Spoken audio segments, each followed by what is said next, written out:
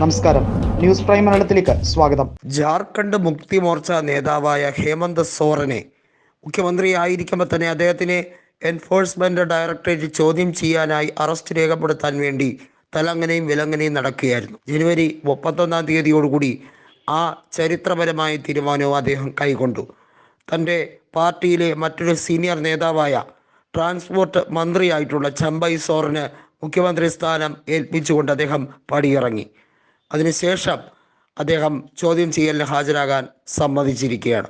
ഒരു കാര്യം ഉറപ്പാണ്, BJPയുടെ വലിയ രീതിയിലുള്ള ആധിപത്യം അത് എതിരാളികളെ എൻഫോഴ്സ്മെൻറ്റിനെയും അതുപോലെ കേന്ദ്ര അന്വേഷണ ഏജൻസികളെയും ഉപയോഗിച്ച് താറടിക്കാം എന്നുള്ള അവരുടെ വിചാരം അത് താൽക്കാലികമായി മാത്രമേ വിജയിക്കുകയുള്ളൂ എന്നാണ് ഹേമന്ത് സോറൻ അത് സോഷ്യൽ മീഡിയയിലൂടെ രേഖപ്പെടുത്തിയിരിക്കുന്നത്. മാത്രമല്ല, അദ്ദേഹം ചില വാചകങ്ങൾ കൂടി ഇപ്പോഴത്തെ എക്സ്, അതായത് ട്വിറ്ററിൻ്റെ പുതിയ രൂപമായ എക്സിൽ വെളിപ്പെടുത്തിയിരിക്കുകയാണ്. താൻ ജനങ്ങൾക്ക് വേണ്ടി പോരാടുന്ന വ്യക്തിയാണ്, മണ്ണിൻ്റെ മകനാണ്. അതുകൊണ്ട് തന്നെ ഇപ്പോൾ താൽക്കാലികമായി BJP ടാർഗറ്റ് ചെയ്യുന്നത് എന്തിനാണ് എന്നുള്ളത് വ്യക്തമാണ്. അത് ഒരിക്കലും ശാശ്വതമാകില്ല എന്ന് മാത്രമല്ല, പൂർവാധികം ശക്തിയോടുകൂടി തിരിച്ചു വരും എന്നുള്ളത് തന്നെ രേഖപ്പെടുത്തിയിരിക്കുകയാണ്. പരാജയങ്ങളോ അല്ലെങ്കിൽ ഇത്തരത്തിലുള്ള കാര്യങ്ങളോ ഒന്നും തന്നെ ഒരിക്കലും തളർത്തിയിട്ടില്ല. താൻ മരിക്കുന്നത് വരെ പോരാടുന്നത് തന്നെയായിരിക്കും ഈ ജാർഖണ്ഡിലെ ജനങ്ങൾക്കിഷ്ടം എന്നുള്ള കാര്യം കൂടി അദ്ദേഹം അടിവരയിട്ട് പറയുകയാണ്. നമുക്കറിയാം, ജാർഖണ്ഡിൽ നിയമസഭാ തെരഞ്ഞെടുപ്പ് ഉൾപ്പെടെ അത് ഈ വർഷം തന്നെ ഉണ്ടാകും എന്നുള്ളത് വ്യക്തമാണ്. ലോക്സഭാ തെരഞ്ഞെടുപ്പിലേക്ക് പോകുകയാണ്.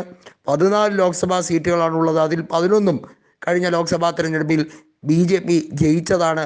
എന്നാൽ ഇക്കുറി JMM കോൺഗ്രസും വലിയ രീതിയിൽ മുന്നേറ്റം നടത്തും എന്നുള്ളതിൽ സംശയമില്ല. 10 സീറ്റുകൾ കോൺഗ്രസിന് നൽകിക്കൊണ്ട് 4 സീറ്റുകൾ JMM. അതാണ് സാധാരണഗതിയിൽ ഒരു ഇക്വേഷനായി വരുന്നത്. കാരണം ലോക്സഭാ തെരഞ്ഞെടുപ്പിൽ വരുമ്പോൾ കോൺഗ്രസിന് കൂടുതൽ പ്രാധാന്യം നൽകിക്കൊണ്ടാണ് JMM അവിടെ സഖ്യത്തിൻ്റെ നീതി പാലിക്കുന്നത്. അത് കോൺഗ്രസിനും വലിയ രീതിയിൽ തന്നെ അഭികാമ്യമായ ഒരു കാര്യമാണ്.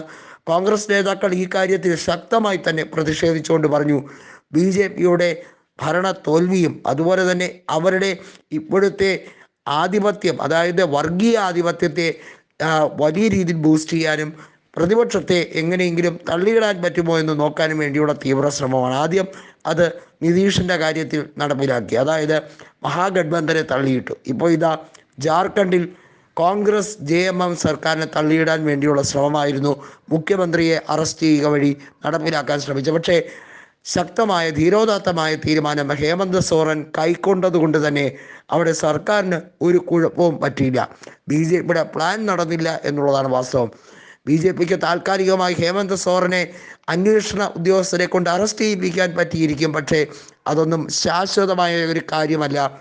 അവിടെ ജാർഖണ്ഡിലെ ജനങ്ങൾ തിരിച്ചറിയും ഈ കാര്യങ്ങൾ ഒക്കെ.